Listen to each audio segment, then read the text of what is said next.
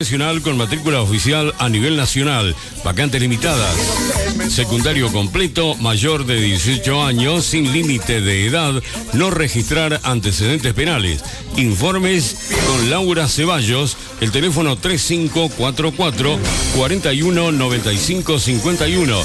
Dictado de clases en el Centro de Computación by System, Antonio Torres 115. 11:38 minutos, estamos en contacto con Karina Perticone, semióloga, especialista en alimentación y cultura y también posgraduada en antropología de la alimentación, para charlar sobre las comidas típicas de aquella época, de comienzos del siglo XIX y también llegando un poquito con los comentarios hasta nuestros tiempos. Karina, Raúl Eduardo Quevedo de Radio Verdad te saluda, ¿cómo estás? Buenos días, Raúl. Bien, en primera instancia, consultarte sobre esto. ¿Qué se comía en Argentina? Quizás me dirás en Buenos Aires tal cosa y en el interior tal otra. ¿Qué se comía en nuestras tierras a comienzos del siglo XIX? Primero no era Argentina, después sí, pero ¿qué se comía en aquella época? Y se comía bastante más de lo que se suele creer, bastante más variado. Y bueno, una cosa era Buenos Aires y otra cosa era el nordeste y otra cosa era el noroeste, ¿no? En Buenos Aires, por ejemplo, no encontré registros confiables que dijeran que acá se comía locro. Un dato ese, todo un dato. Sí. En cambio, por ejemplo, norte de Santa Fe, Córdoba, Tucumán, Salta, sí. O sea que había una diferenciación ya en cuanto a lo que se comía en la capital, digamos, Buenos Aires, y el resto de la Argentina, otras latitudes, comían diferente en aquella época también. Y sí, había distintos materiales disponibles, ¿no? Materias primas, distintas regiones culturales, distintas influencias, distintos pueblos originarios en distintas zonas. Claro, incluso también estoy pensando en Buenos Aires y otras ciudades de lo que era después Argentina, una fuerte inmigración en aquellas épocas también influía mucho en la gastronomía de aquellos tiempos. Sí, por supuesto. Pero además acá estaba la capital del virreinato, o sea que había una enorme población española, además del virrey y la corte virreinal, los funcionarios virreinales, todos comían a la española. Claro, comidas típicas de aquellas tierras traídas aquí, porque esa era la cocina y adaptadas como podían, ¿no? Pero y en otras zonas del país donde se comía locro o algo parecido, hasta el día de hoy seguramente en otras partes de Argentina, el locro se va haciendo diferente según la región, es verdad. Imagino aquella época con los ingredientes que había, se aprovechaban. El locro tradicional tenía sus variantes. Sí, claro. O sea, por ejemplo, de esa época tampoco hay registro preciso sobre cómo cambiaba de provincia a provincia, pero en el siglo XX ya sí. Principios del siglo XX, o sea, para la época del centenario, sí eran claras las diferencias. Por ejemplo, había una receta de locro cordobés muy famosa que era, en vez de llevar carne de vaca, llevaba gallina. Eso era ya, digamos, cuando se festejaba el centenario a principios del siglo XX. Claro, cuando se festejaba el centenario, sí, para esa época. Bien, después a lo largo de los años, de las décadas y de estos un poquito más de 2 siglos de historia de nuestro país, la inmigración que fue ingresando, estamos hablando de inmigración europea en primera instancia, también árabe, siria y demás, seguro ha influido mucho, y también en estos últimos años la comida peruana, boliviana, china, oriental, también ha tenido su ingreso en nuestra dieta, en nuestras típicas comidas diarias, que van conociendo un poquito más de esas comidas internacionales. Sí, en la comida diaria todavía estas cocinas que llegaron en los últimos años todavía no ingresaron muy fuerte, salvo algunas cosas de la cocina china y la japonesa, pero algunas muy puntuales. O sea, la mayoría de los argentinos la seguimos consumiendo como algo exótico. Claro, como una comida de fin de semana o de una noche especial. Sí, o que la comemos afuera. También. No en nuestra, no la hacemos en casa, sino que la comemos afuera. Karina, buen día. Sandra le saluda. Buen día, Sandra. Realmente muy interesante esto que nos estás contando. Digo, 1810, por ahí nos cuesta dimensionar mucho en el tiempo, en aquellos años, ¿no? ¿Cuáles eran los métodos de conservación, digo, para la comida? Porque no había heladera, no había freezer. ¿Cómo se hacía? Sobre todo el salado y el escabechado. Lo que era el charqui, por ejemplo, en sí, la carne. El charqui se podía hacer por primero salado, después secado al sol o directamente secado al sol. Uh-huh. En cambio acá en Buenos Aires se hacía más lo que se llama el tasajo, que es la carne salada en salmuera o directamente sobre sal. Y según su criterio, digo, ¿se alimentaban bien, comían bien, tenían una alimentación variada en aquella época? Acá, por lo menos lo que estuve viendo acá en Buenos Aires y en Tucumán y en Córdoba, sí. Desde el punto de vista nutricional era bastante balanceada la dieta, sobre todo, ¿no? Siempre pensando en los que tenían acceso a poder comprar. Estoy pensando, hoy hay una frase muy cierta, digamos, en gran sentido, que dice: los argentinos de carne somos. También yo diría de harinas somos, porque tenemos una dependencia inmensa a la harina en nuestras dietas, por lo menos yo personalmente. Y hablar, estoy pensando, comparándolo esta época con comienzo del siglo XIX, ¿de carne éramos y de harinas éramos o variaba un poquito la cuestión? A ver, de carne sí, no todo el tiempo, había periodos, pero por ejemplo en Buenos Aires, donde estaban los grandes mataderos y los saladeros, sí, se comía muchísima. Y harina, era un problema la harina, porque el trigo no era siempre suficiente la provisión, subía mucho de precio, había problemas con el trigo. O sea que no, claro, sí.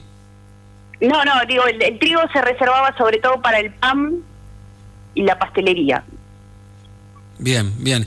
O sea que no era una cuestión como ahora, que digamos el pan nuestro de cada día no era tan habitual, por lo menos depende del nivel socioeconómico, por supuesto, de las personas de aquella época, pero no era algo de todos los días, muchas harinas, como hoy sí estamos acostumbrados. Y lo que pasa es que además no tenías la pasta, no tenías la pizza. Hoy en día, ¿qué prima en la cocina de los argentinos mayormente, en la dieta de los argentinos? ¿Es más la carne? ¿Es más los derivados de harina? ¿En qué se basan mayormente los almuerzos y las cenas de los argentinos hoy en día? Y tendría que ver a estadísticas recientes, pero lo último que leí estaba subiendo mucho el consumo de harina por una cuestión de costos. Claro. Uh-huh. Claro, sí, se encarece la carne muchas veces y los preparados con harinas, si uno se las ingenia, puede elaborar con menos dinero comidas que también son sustanciosas y muy ricas. Claro, ricas y satisfacen. Lamentablemente son muy ricas. Sí, totalmente. Lamentablemente las harinas, los azúcares, son parte de la dieta de muchos de los argentinos y nos cuesta dejarlas. Es que la verdad es que no tenemos por qué dejar la harina. Lo que tenemos que hacer es reducir el consumo. Claro, ahí está la clave. Claro. Karina, digo, y en 1810, en aquellos salones, en aquellas reuniones que imaginamos, donde se hablaba de política y tantas tertulias y demás, platos dulces, ¿qué se servía? ¿Qué se consumía en esta Argentina, que todavía no era un país, eran las Provincias Unidas? Sí, todavía era el virreinato, claro. Así que estaba ahí al borde de empezar a hacer las Provincias Unidas. En las tertulias famosas, se tomaba mate, se tomaba chocolate, y se comía mucha dulcería en Buenos Aires, pero mucha, una cosa que llamaba la atención de los viajeros. Y en la dulcería había pasteles dulces que no sabemos cómo eran, porque está la descripción, pero no no tenemos recetas, pero había alfeñiques, turrones, las tabletas que se mandaban desde Mendoza, muchos dulces de frutas, y estaban los famosos bollitos dulces. Qué rico, uno se pone a imaginar todas esas comidas, y en aquella época incluso, como decías, a los viajeros les llamaba la atención. En cuanto a la gastronomía argentina de aquellas épocas sobre todo, y bueno, un poco también cómo se fue conformando a lo largo de la historia, tenemos una mezcla, valga la distinción, de comida criolla, que era un poco de los colonizadores españoles, la nativa, ahí centraríamos el mate y las comidas elaboradas con maíz, porotos, papa, mandioca, y también comida africana en esa época, además de la española y la italiana, entre otras tantas. Sí, por supuesto. En esta mezcla estaba la cocina de los esclavos africanos, que tenían, hay una preparación que tiene un nombre que es de origen africano, que es el quibebe, que se comía en Buenos Aires, Santa Fe, sur de Córdoba, que era una especie de puré de zapallo con queso derretido. Qué rico. Uno imagina los platos cuando vas describiendo, y a esta hora, imagínate las sensaciones que causa. Y después estoy pensando un poquito más avanzada de historia, ya con nuevas inmigraciones, posguerra, post-primera guerra, post-segunda guerra mundial. Digo, la comida alemana, la francesa, también la sirio-libanesa, entre tantas otras, fueron agregando platos que hoy son habituales en muchas casas argentinas, pero que no eran habituales antes. Claro. Por ejemplo, en el noroeste, las comunidades sirias y libanesas son muy fuertes. Y de hecho es muy común encontrar fatay, kepe. Sí, tal cual. Y sí, Sandra. Sí, Karina, te hago la pregunta inversa a lo que ha preguntado mi compañero, y todos ellos, trajeron su cultura, su comida y demás, todos estos pueblos, ¿y qué se llevaron de nuestro país? ¿Qué tomaron, de la alimentación nuestra? ¿Qué tomaron de nuestra alimentación como materia prima? Sí, o como plato ya preparado. Y como plato, en el exterior se conoció, el asado, el puchero argentino, y en algún momento en la colonia argentina de París se conoció el imperial ruso como el postre argentino. Ah, mira. Y en aquellos años, además, situarnos en que la elaboración de un plato duraba muchas horas, ¿no? Un puchero, un locro, había que estar muchas horas cocinando.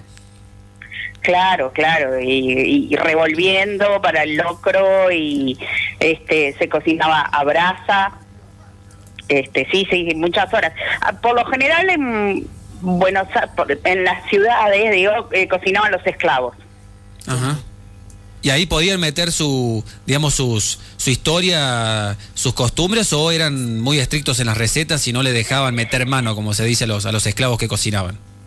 Y es inevitable que el que cocina deje que se filtre su cultura. Lo cierto es que acá, por lo menos acá en Buenos Aires, a los esclavos de las casas así importantes se los mandaba a aprender cocina francesa, a la fonda de un cocinero francés que era Raymond Agnès, se llamaba, y se los mandaba para que trabajaran un tiempo ahí para aprender la cocina francesa. Qué dato. Y estoy pensando en el principio del siglo XIX, ¿la empanada ya era algo tradicional? ¿Había mucha variedad o era empanada de carne típica y nada más? Depende del lugar.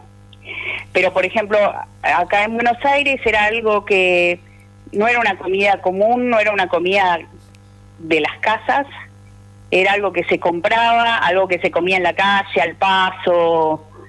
O sea, no parece ser que haya sido una comida importante acá. Bien. En cambio, en Tucumán, si bien también se vendían en la calle, sí era una comida valorada y consumida por todo el que podía comprarla. Bien, por último de mi parte quiero hacerte una consulta ya viajando un poco más, viajamos al futuro de aquella época, a nuestro pasado, pero al futuro del siglo XIX, ya siglo XX, imagino. Hace poco, el 3 de mayo, se celebraba, los argentinos celebrábamos el Día de la Milanesa. Tiene una historia particular esto de la milanesa, porque uno piensa en milanesa napolitana, por ejemplo, un clásico argentino, piensa en Milano, en Nápoles, pero tiene una historia particular esto de la milanesa, que es un invento argentino, te pregunto. Sí, es un invento porteño, sí, porteño y ahora argentino, porque ahora se come en todo el país. Es uno de los platos preferidos de los argentinos. Sí, totalmente. La milanesa de por sí es el plato más consumido en Argentina. Es el que más, o sea, el más elegido por los argentinos, más allá de una pasta, de un asado, la milanesa. Sí, sobre todo en la cocina de todos los días, ¿no? Claro. En las casas de familias, muchas veces a la hora de cocinar, ¿qué hacemos? Milanesa. ¿Con alguna? Sí, la tenemos tan incorporada y la sentimos tan nuestra, o sea, ya la hicimos nuestra. Claro. Y esa mezcla de carne rebozada y colocarle arriba tomate y queso, que hoy conocemos como milanesa napolitana, se le puede agregar huevo y tantas variables, digamos, es como que nace acá, esa forma de cocinarla. Y esa manera de hacerla, sí, con esas cosas arriba, con la salsa, el jamón y el queso, sí, eso es algo de acá, de la década del 40. Mirá vos. Así que, bueno, viajamos un poco en el tiempo, siglo XIX, siglo XX, y llegamos un poco a la actualidad. Hemos hecho un repaso interesante de la gastronomía argentina. Sí, que es mucho más variada y rica de lo que tendemos a creer. Porque los argentinos, la verdad es que no conocemos nuestro patrimonio cultural alimentario. En definitiva, ¿podemos decir, Karina, que somos buenos comensales los argentinos? Buenos comensales, ¿en qué sentido? Compartiendo la mesa, digo. Como comensales, sí, yo creo que sí, porque acá tiende a ser más importante el hecho de compartir que la comida en sí. Es muy habitual en otros países del mundo. Para nosotros es algo común, digamos, nos juntamos a comer algo. En otros países no es algo habitual juntarse a almorzar o a cenar. Eso queda reservado mayormente para los miembros de la familia, más íntimo. Aquí lo hacemos más popular y nos juntamos más entre amigos, entre conocidos. Es muy habitual acá. Sí, acá acá no se concibe reunión sin comida, por suerte. Tal cual. Karina, muchas gracias. Hemos hecho un recorrido hermoso por la gastronomía argentina. Gracias por tus conceptos. No, gracias a ustedes.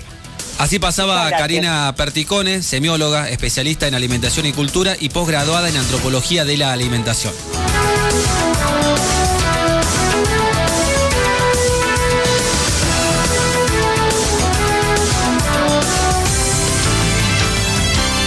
Nuestro móvil.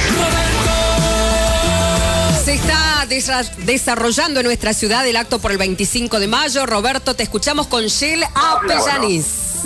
Habla la intendente Gloria Pereira.